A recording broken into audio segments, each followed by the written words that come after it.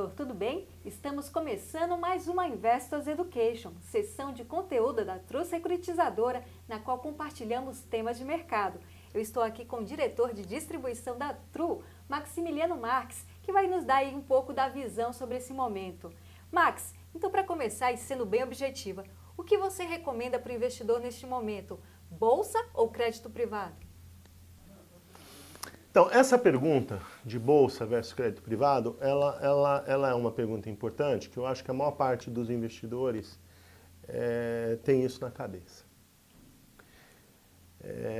É um tema importante do investidor hoje se questionar, porque o investidor está, nesse momento do tempo, numa encruzilhada. Uma encruzilhada por quê? Hoje, os investimentos mais conservadores, que historicamente no nosso país, a poupança, os fundos DI, mesmo os títulos públicos, pós-fixados, que com o Tesouro Direto, bastante gente também adquiriu os títulos diretamente via Tesouro Direto, esses títulos estão com uma rentabilidade muito baixa. Rentabilidade de próximo de 2% ao ano. E com uma inflação de aproximadamente 2% ao ano, significa que na prática o investidor está ganhando juro real zero ou próximo de zero. E tem imposto de renda. Então o dinheiro hoje no banco rende zero ou menos do que zero, rende negativo. Então o investidor que está deixando dinheiro no banco, literalmente, ele está tendo prejuízo. Portanto, ele tem que procurar outras alternativas de investimento. Quais são as outras alternativas de investimento? Bom, existem diversas alternativas no mercado e hoje, graças a Deus, pela internet, pela facilidade de comunicação que nós temos, o investidor ele pode colocar o seu dinheiro em qualquer lugar do mundo. Mas, logicamente, que isso é um processo de aprendizado. Então, ele pensa no mais óbvio. E o que seria o mais óbvio hoje? Bolsa, de um lado, que é renda variável. Também temos imóveis para locação, que é uma outra coisa que o investidor hoje considera. E crédito privado estruturado. E aí o investidor está com esse dilema. O que é melhor? Para onde ir? Eu acho que todas essas alternativas têm vantagens e desvantagens. Mas a Bolsa, nesse momento do tempo, eu acho que tem um grande ponto de interrogação em relação ao futuro da Bolsa. Que a Bolsa caiu muito durante a época do Covid, chegou a cair mais de 30% no seu pior momento. E agora a Bolsa voltou para cima, um pouco acima de 100 mil pontos. E valorizou muito já nesse período. Como é que a Bolsa valoriza? O que leva a Bolsa a valorizar para frente? São as perspectivas de retorno, de rentabilidade das empresas listadas em Bolsa que têm as suas ações lá. Essas ações, elas, fundamentalmente falando, deveriam valorizar quando as empresas estão ganhando mais, quando as empresas vendem mais, elas geram mais caixa, e em gerando mais caixa, elas geram mais dividendos e, portanto, essa perspectiva de geração maior de dividendos leva o preço das ações a subir. Só que qual é o fato que nós estamos vendo no nosso país? No mundo inteiro, mas no nosso país também. As empresas não estão vendendo. Não estão vendendo, porque as pessoas estão com... A maior parte das empresas, claro que não são todos os setores, existem exceções, mas na maior parte dos setores, as empresas não estão vendendo. E qual é a perspectiva? Não estão vendendo, por que não estão vendendo? Bom, muitas delas permaneceram fechadas durante a Covid, as pessoas estão com medo do desemprego, principalmente, então, estão bastante relutantes a fazer compras a prazo, estão realinhando, redimensionando, otimizando seus orçamentos, não estão fazendo viagens, não estão indo em shows. Então isso tudo faz com que o gasto seja menor. E as empresas existem para prover bens e serviços para as pessoas. Então, se as pessoas não estão comprando, as empresas também produzem menos. Se elas produzem menos, é lógico que a perspectiva de resultado dessas empresas, de vendas, vai cair. E em caindo essa perspectiva de vendas, essas empresas vão ter menos resultados. Isso é o óbvio. Bom, e se isso acontece, por que as ações estão subindo? Porque tem muita gente que está tirando o dinheiro da renda fixa tradicional e, por falta de opção, migra para a Bolsa. Então, significa que nós estamos tendo uma valorização. E aí, como? Lógico, quando muita gente quer comprar uma coisa, o preço sobe, então a Bolsa tem subido, não porque as empresas vão ganhar mais dinheiro no futuro, ou porque existe uma perspectiva de melhora dessas empresas no futuro, mas simplesmente que as ações estão valorizando, porque o dinheiro está saindo da renda fixa, não tem para onde ir, vai para as ações sobem. Então isso pode significar uma bolha. É esse que é o problema.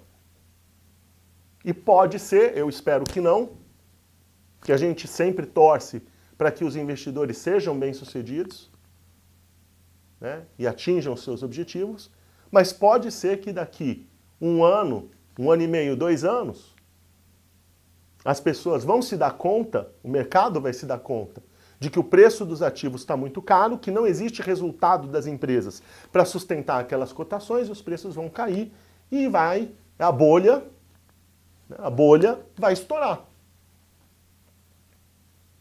E é por isso que o crédito privado é relevante nesse momento. Porque no crédito privado, nós não temos bolha, existem muitas empresas com bons projetos e é um título de renda fixa. Então aquela taxa de juros acordada com o investidor, seja de CDI mais 2, CDI mais 3, CDI mais 5, IPCA mais 4, IPCA mais 5, IPCA mais 7, IPCA mais 8, IPCA mais 10, GPM mais 10, nós temos títulos aqui, por exemplo, na Tru, que tem esse tipo de nível de rentabilidade. O investidor que comprar esse título, se ele estiver comprando um título de uma boa empresa e atrelado a esse título houver boas garantias, ele vai receber esse resultado, vai receber aqueles juros acordados, independente da situação de mercado. Então, acho que o crédito privado é o momento dele ser considerado também como uma alternativa aos investimentos conservadores, né? Então, o investidor ele tem várias opções, mas além de bolsa, o crédito privado se configura como uma excelente opção e com menos risco nesse momento do tempo. Max, você acha que o atual cenário de juros historicamente baixos e inflação sob controle veio para ficar? Então, esse é um outro ponto, Débora, que é um ponto que nós que somos profissionais do mercado financeiro, nós ficamos preocupados e apreensivos com a situação dos juros baixos no Brasil e da inflação baixa. Então, vamos começar primeiro com a inflação. Inflação baixa é uma boa notícia para o nosso país? É lógico, é uma excelente notícia. E tanto é que nós passamos, né, em várias décadas por diversos planos econômicos cujo objetivo era acabar com a inflação ou diminuir o tamanho da inflação. E agora que nós chegamos nesse momento de inflação baixa, nós estamos preocupados no mercado financeiro. Muita gente se questiona, fala, bom, mas juros baixos não é uma coisa boa? É uma coisa ótima, só que nós estamos com a inflação baixa pelos motivos errados. Quando nós fizemos lá atrás tantos planos econômicos para acabar com a inflação, o que se pensava naquele momento? Que até diversos economistas, no chamado consenso de Washington, mas o que se queria naquele momento com inflação baixa era que a inflação fosse baixa porque a nossa economia tem um índice de produtividade alto e como a economia produz muito, os preços unitários dos itens podem baixar. Então, quando se pensava em inflação baixa, sempre se pensou em inflação baixa dessa forma, onde o déficit público estaria controlado, onde o câmbio seria livre e a inflação baixa, que é exatamente o tripé onde é baseado o consenso de Washington. Então, um país que tem as suas contas públicas ajustadas, então o governo não gera inflação, onde a economia tem grande produtividade, portanto, os preços unitários dos itens são baixos, e onde o câmbio é livre, quer dizer, qualquer alteração significativa de preço reflete no câmbio, então você consegue manter a inflação baixa. Se você tem uma alta artificial de algum preço, você importa do resto do mundo e aquele preço tem que baixar. Era nesse contexto que o mercado financeiro queria inflação baixa. E a nossa inflação hoje ela é baixa por quê? Por causa de um outro motivo. Ela é baixa porque as pessoas não têm dinheiro. Não têm dinheiro para comprar. E aí, como as pessoas não têm dinheiro para comprar, as empresas, para vender, têm que baixar preço. Então nós estamos vivendo um cenário de baixa de inflação porque as pessoas não têm dinheiro, porque o desemprego está aumentando. E não porque o nosso país está crescendo, está produzindo mais, porque o nosso governo está ajustado. Daí a tua segunda questão, Débora, que vem em cima da questão dos juros, os juros vêm também a reboque desse cenário. Porque a taxa básica de juros da economia é a taxa que o governo toma dinheiro, né, do mercado das pessoas. O governo é o maior devedor hoje do mercado brasileiro, em todos os países são assim, geralmente os governos são os maiores devedores através da dívida pública, e ele está pagando muito pouco nos seus títulos, porque existe um excesso de dinheiro no mercado e falta de aplicações de risco baixo ou razoavelmente baixo. Então as pessoas, ao invés de fazerem outras coisas, têm que continuar comprando títulos públicos. E com a inflação baixa, esses juros está cada vez mais baixo. Mas nós resolvemos os problemas históricos do Brasil de déficit público? Não. Resolvemos os problemas relacionados à produtividade? Não. Resolvemos o problema cambial do Brasil? O Brasil é uma economia competitiva que consegue produzir a preços adequados a nível mundial? Não. Então, a nossa taxa de juros hoje é baixa e a nossa inflação é baixa por causa de um momento circunstancial, de um momento conjuntural e não de uma questão estrutural. Então, o mercado hoje se questiona por quanto tempo a gente vai conseguir manter isso. E, na visão do mercado financeiro, não por muito tempo. Talvez a gente consiga manter isso por 2, 3 ou 4 anos. Isso já está indicado nas curvas de juros do mercado futuro. Max, dependendo do perfil do investidor, o que é mais indicado? Bolsa ou crédito privado? Bem, essa questão do perfil de risco do investidor, eu acho que é um dos grandes temas hoje do mercado financeiro. Nós temos que pegar, né, e parar de achar que os investidores precisam ser paparicados. Né, que os investidores eles não sabem o que eles estão fazendo. Todo investidor é dono do seu próprio dinheiro e tem condição de avaliar a sua própria situação de risco e de saber quais são os investimentos que são mais adequados para ele. Quando a gente fala de bolsa, talvez um dos maiores problemas seja o risco que o mercado financeiro mede através de uma variável chamada volatilidade. Então é o sobe e desce das ações. Então, às vezes você está ganhando 2, 3, 4, 5% num dia e no outro dia você está perdendo os mesmos 2, 3, 4, 5%. Então muitos investidores, eles não conseguem entender que eles só vão em bolsa saber o resultado final dos seus investimentos naquele dia que ele vender as suas ações. E talvez aquele dia que ele precise vender ou que ele queira vender não seja o melhor dia, porque o mercado está em baixa ou porque aquela empresa está na berlinda do mercado, está sob escrutínio. Então, bolsa é um ótimo instrumento, mas não é para todo mundo. Talvez o crédito privado seja uma alternativa mais razoável para aquele investidor que está querendo sair da renda fixa tradicional. Por quê? Porque todo dia o título dele está valendo um pouquinho mais. Seja qual for a taxa daquele papel, aquela taxa ela tem que ser honrada dentro do prazo daquele investimento. Lógico, as empresas podem quebrar? Podem. E aí, se as empresas quebrarem, o investidor, no final, pode não ter aquela rentabilidade? Pode. Mas se ele escolher papéis de bons devedores, papéis de boa qualidade, se ele escolher papéis que têm garantias fortes, atreladas, numa estrutura jurídica bem formalizada, bem amarrada, a chance dele perder dinheiro ou dele comprar um título de uma companhia que viera da default, ficar inadimplente, são muito baixas. Então, na nossa opinião, nós acreditamos que aqui na Tru, e esse é o que nós fazemos todos os dias, né, de dar ao mercado títulos deste tipo, com boas garantias, com estruturas bem amarradas, de boas empresas, bons devedores, de forma que o investidor possa mitigar esse risco de default e ter uma rentabilidade adequada, muito superior à rentabilidade dos investimentos tradicionais, né, fundos DI, CDBs, esse tipo de coisa. Max, quais são as vantagens do crédito privado para imposto de renda?